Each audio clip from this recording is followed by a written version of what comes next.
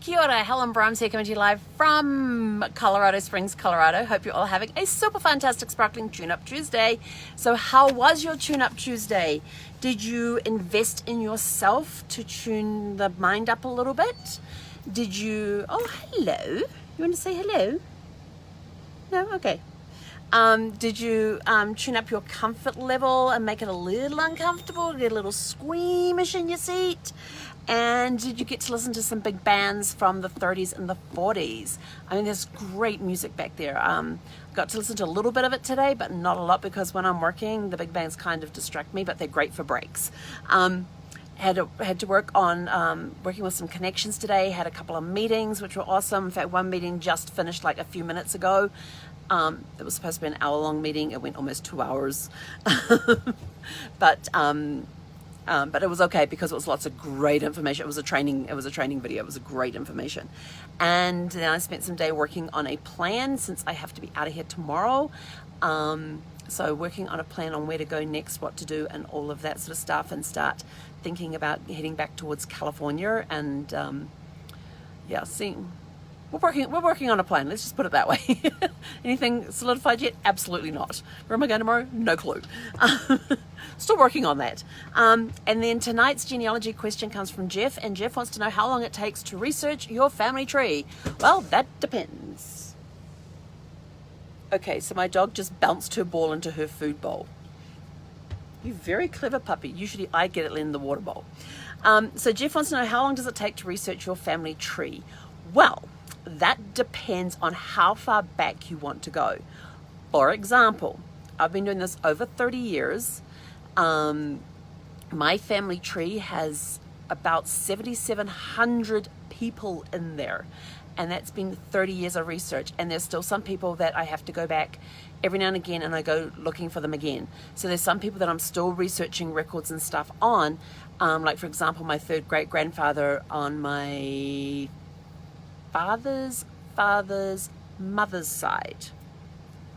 Yes, so on my great grandmother's side, I am researching her grandfather, and he's a very tricky one to find because we're not sure what happened to him. But and it took us 3 years to find my second great grandfather, his son, and get all of that taken care of. There was another time it took me ages. I had to go through 183 John Eakins that were born between 18. There was a 3-year time period, and I can't quite remember it right now. And it took me, I had to go through 183 John Eakins to find the one that fitted in the tree. That was one of those tasks that you start here, do a little bit, and then you leave it because you don't want to get burnt out with it, and then you go into another area and you come back. So there are times that you will come back. So it depends how many generations you want to go back. If you just want to go back, 3 or 4 generations, it will depend how much information you have to start with and how much research you have to do. So of course, whenever you're beginning with your genealogy, start with what you know. When were you born? Where were you born? Are you married? When did you get married? Who did you get married to? When were they born? Where were they born? And then start with that, and then go back to your parents, and then your grandparents, and then your great-grandparents. So you start with what you know with you and go back. And we have a great, excuse me, those are my pens and they are not for you.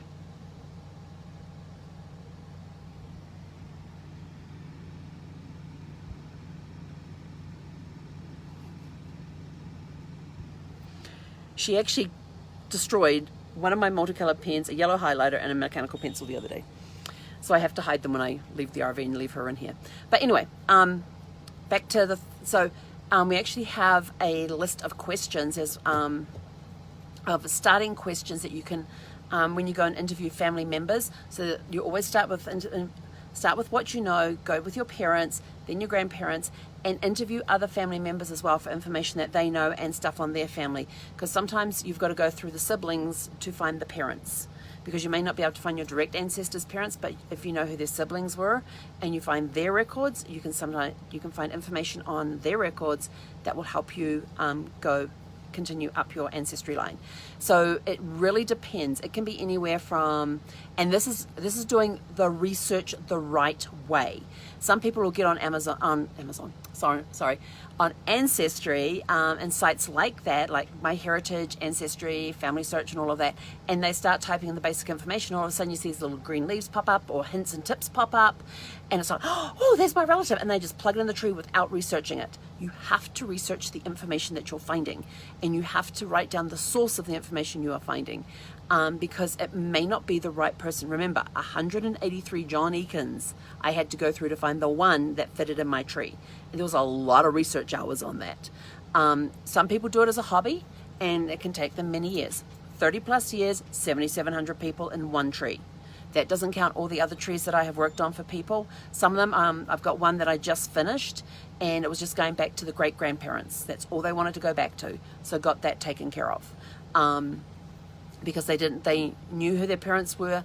They kind of knew who the grandparents were, but they had no clue who their great-grandparents were. So we did that, and that was about 15 hours of research. So it depends on how much information you have to start with and how far back you want to go.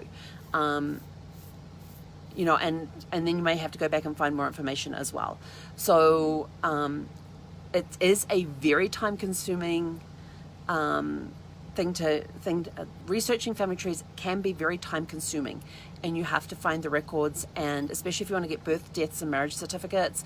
If you want to get copies of last wills and testaments, there's some of them that are online from back in the 1800s, early 1900s, mainly the 1800s. There's census reports out there that can help you find people. There's a whole bunch of tools that are out there, but you have to be careful, because you might find the one person who thinks in your tree, but it may actually not be the person in your tree. And you find that out by researching vital documents like births, deaths, marriages, obituaries, census reports, electoral rolls. In some countries they don't have the census reports, they go by electoral rolls. Newspaper articles, we talked about newspaper.com yesterday.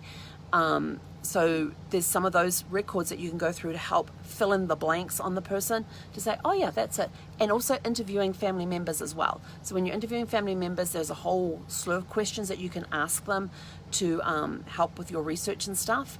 And based on what they tell you, you got to remember that some people's memory can be a little fuzzy, and some people have a very sharp memory on some things. So when I get people telling me different stories and stuff, it is a story until I can prove that it's a fact. I remember interviewing my great aunt one time, and she was telling these wonderful family stories and everything else. And when I got back to the States, I actually transcribed it all, and then went through and would pull out the information that she had given me, and then I would then go and prove, was it correct or was it not correct. Yes, you know, she has her memory on how things are, but you still have to follow up and verify the facts as well. So it is a time-consuming thing. It is not something you can go do in a day. I have added 3 generations in a day, but then I have gone back and put them in there because I knew certain people within the family, and I had there was one time we had a photograph with people in, and we had a yellow piece of paper that said who these people were, but we weren't sure where in the tree they fitted. So we called the one person who would know, and as soon as she told us that, we were able to put that in there. And it actually added 3 generations. But that's because we called this person up and we said, hey, we've got this photograph. These are the people that are in this photograph.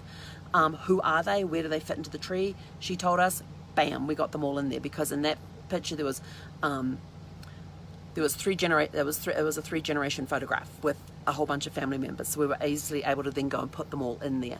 And now we're filling in more information as we find more information out about them. So yes, I have added 3 generations in a day, but it's just the basic information, like their names and who's related to who. There was nothing about, unless we were provided with the birth and death information, we didn't have that. So now we've got to go back and fill in the details. So hope that answers your question. Based on the amount of information that you're starting with, how far back you want to go, can determine how long it's going to take. And also, if you have a name that is not very common, then yes, you can do it a little quicker, but you still got to check your sources and verify information. If you have a name that's very common, that's going to take a lot of legwork. But that's the sort of stuff that we here at Your Family Tree Detective love to do. So we're very good at finding the thread in the haystack of needles. So that's it from me for today. Have a super fantastic, sparkling evening. Remember, if you have a genealogy question that you would like answered, private message it to me. We are going to be starting a separate Facebook Live series. I think we are, or maybe we'll just put it straight onto YouTube. Haven't worked that one out yet, where we will be doing a genealogy question of the day. So if you'd like to throw us your genealogy question, we may answer some here on the lives, and we may put some straight onto YouTube. So have a super fantastic, sparkling evening, and we will catch you guys later. Hei konera.